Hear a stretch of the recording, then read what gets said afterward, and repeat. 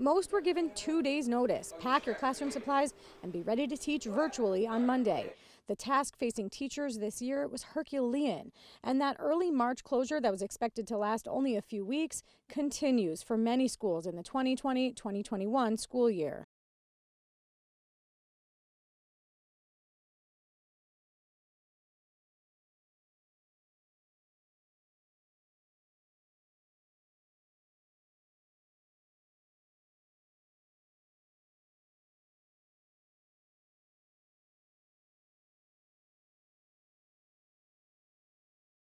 I'm Mindy Espinosa. I have been teaching here at McGaw for 10 years. I teach 5th grade. I've had 4th grade as well and done a few 4-5 combos. Hello, my name is Patty Lee. I've been teaching for 25 years, and during the COVID years, I taught 2nd grade. Here's my account of what I went through as a teacher, an elementary teacher of 40 years, of when the pandemic hit to the current time.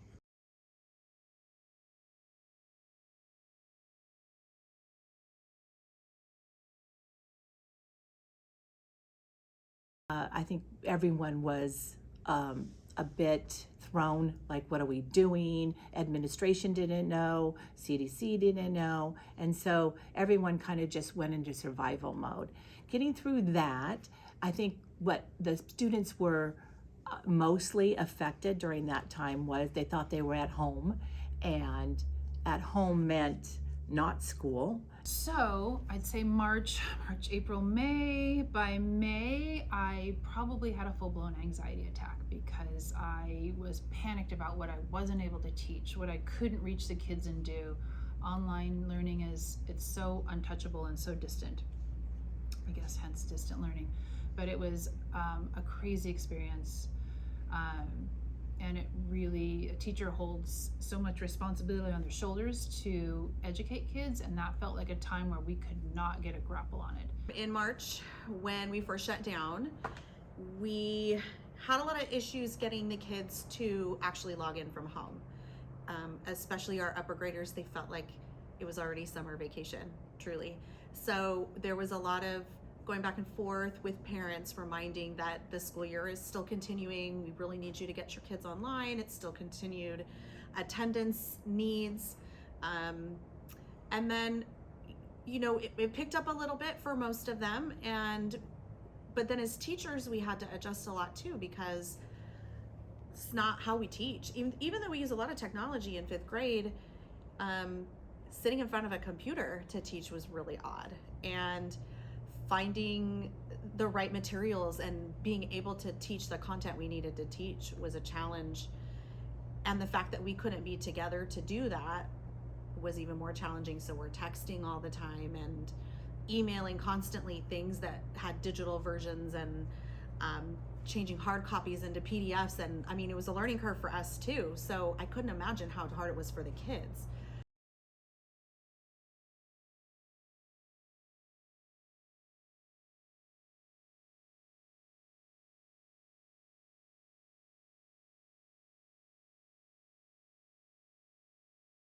Yeah, the school year 20 to 2021, there were 2 options in our district. One was children and families had the option to go full online school, not come to school, do it through online. And our district was, I think, innovative enough to offer a hybrid option. That hybrid option was 2nd graders would come to school half the day. So I had one group in the morning from 8 to 11. They would go home for lunch, and another group from probably, I think, noon until 2:30 or so. So when they came in with the shields and desks far apart, and there's only 15 of them, and they're behind masks, it was, I don't know, I mean, maybe it's a little dramatic to say, but it felt like being in a war zone. You know, we were fighting a fight against something that you couldn't see, but we were still expected to soldier on, just like, you know, they do, the Army does. And I remember distinctly going home that first day after having them here and crying because it was so sad. They were 6 feet apart from friends, so the shields were clear, so they could see their friends, but they couldn't socialize or talk at all. The only times we could is when we went out for snack, and even then we had to separate them outside. So socialization for kids was a very sad time because learning is social. So all the normal classroom things we could normally do, couldn't do it all. No cooperative learning, hardly any pair shared talking, reading together, anything like that. That was all like just taken away. During that time, I decided to go online. So being online was a daily chore of trying to figure out mission control of technology, of how, if I'm going to get kicked off or not, you know, the internet, are we going to have enough minutes to teach them, and you know, how are the students going to be?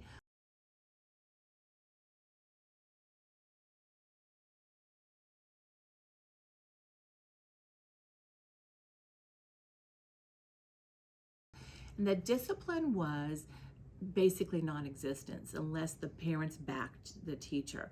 So for instance, I had kids sticking their tongue out at me, I had kids underneath the table, I had kids bouncing on the bed, I had them under, you know, the bed spread. They were late coming to school, they would eat, they'd be in their pajamas.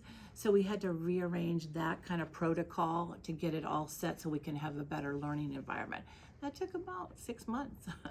I would say the hard part academic wise was the writing. Like, I couldn't see what they were doing. They'd bring down their camera, but I'm like, it's upside down. They'd have to turn it around.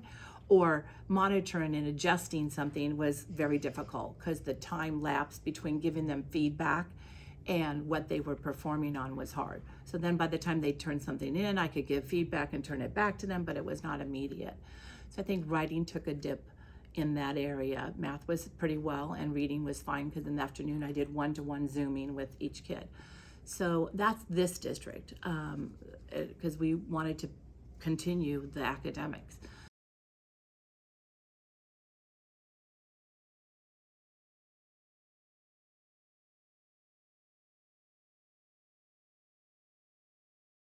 So we knew that this year was going to be even more of an adjustment, and boy, it's been a rough road. Coming into this year, let's see, we started this year with masks. So I think most of us were really excited that we could be back in a class, full day, full 24 kids, but we had to mask. So that was a bummer, but that was an understandable factor. The mask has been an obstacle because some kids use it as they'll blurt out and then you can't tell who's talking, or they'll say something that you don't, you know, is not appropriate, and you're like, who said that? Or else some kids, they just didn't talk because they didn't need to. It was like a permission not to participate. And then speech, I have about 4 kids in speech, and I could not understand them. Half of them would twirl their masks around, they'd leave it on the floor. You'd walk down the hall, there's 5 masks on the floor, and then they pick it up, put it back on. It's just very difficult. Socially, we're noticing that this year in 2nd grade, they don't know how to cope, they don't know how to cooperate, they don't know how to resolve conflicts, they don't know how to manage emotions well. That's taken a lot of time. Like, recess is different than it's ever been before. And the pandemic did not do good things for them. Their behaviors became almost uncontrollable. The amount of impulsivity, the language that they use, the sneaky, manipulative ways that they are using technology inappropriately, the way that they have no regard for our work ethic. They don't care that they have missing assignments. They come to me and say, my mom asked me to come get the assignment. What do you mean? Don't you want the assignment? Well, yeah, but my mom told me to come get it. Like that, again, I've not experienced that very much in my life. You think about it, they didn't know how to be with each other. And so that was part of this whole learning of this year. Academics takes a side to that. They're in a whole different field. Like, they were left to their own devices literally for a year and a half. And so coming back here and finding a structure that worked for all of us was really challenging.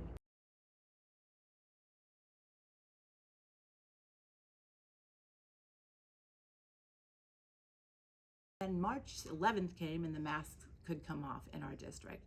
So that was a celebration for most of the kids, and some of them that didn't talk at all took the masks off, and now they won't stop talking. So it's very interesting how that prohibited them from participating or doing some things they weren't supposed to do. The kids were excited. They were happy to have their masks off. Their behavior was pretty crazy when they got those masks off because they were just so excited to see each other's faces. But then I think that newness wore off and they went back to normal and they were fine. But when masks came off, I would say they were really happy because they could socialize much easier. They could hear each other, of course, but you could read facial expressions. So I think that was really nice. For teachers, just jokingly, a lot more talking started to happen, which was joyful because we didn't hear them talk much before, but at the same time, now we're pretty exhausted.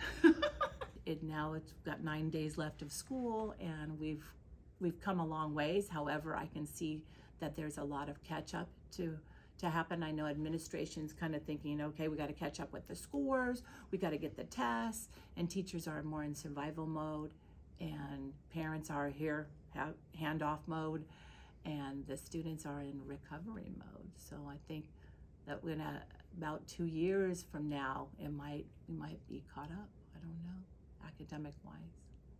I don't know if it feels normal at this time of year, even with masks off, because it's been a long, 3 years. So.